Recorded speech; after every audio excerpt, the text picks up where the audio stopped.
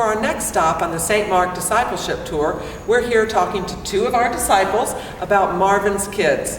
And we're going to talk to Sandy James and also Nell Hodge, and we may have some other folks joining us too. Sandy, let's start with you. Why don't you tell us a little bit of background about Marvin's kids and how you got involved? Okay, Marvin's kids started about 38 years ago. Marvin Seeley was a county extension agent here in Oconee County, and he traveled all over the county, and he would see destitute families. And he and his wife Seal helped a lot of them, and then he began to ask people in the church to help too, and particularly at Christmas time.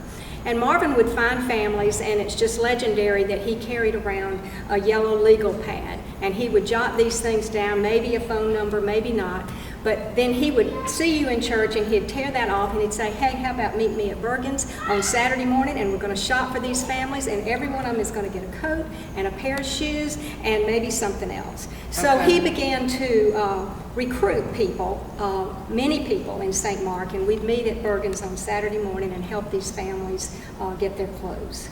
And I know since I've been involved, it's been very organized with names and what we're going to do exactly. So the days of the yellow legal pad are gone, I guess. Right. We did not have the mind of Marvin. We've had to use computers and lots of people. Lots and lots of people. How many disciples, are involved here at St. Mark?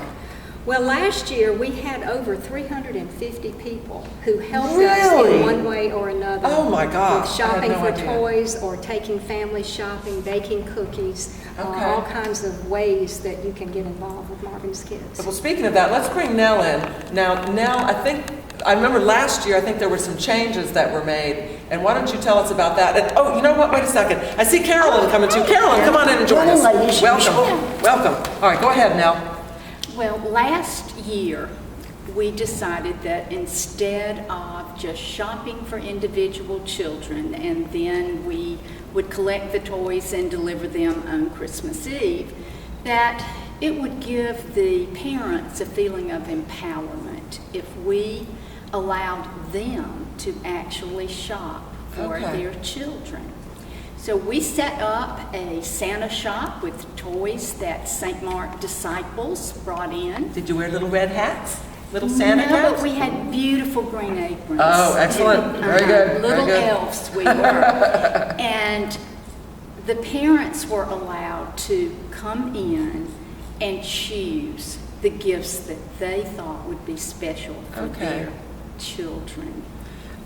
Carolyn, I think don't you have a story? Or yes, I was going to say, I'm so excited about the change we made last year because I really feel like the joy in the parents' faces when they were able to pick the toys, and they also knew what was wrapped up as they wrapped it up for Christmas morning. And so it just made them more a part of it. And that's where we're trying to head with this program, is to give a hand up, not just a hand out, and to have more relationships with the family year round.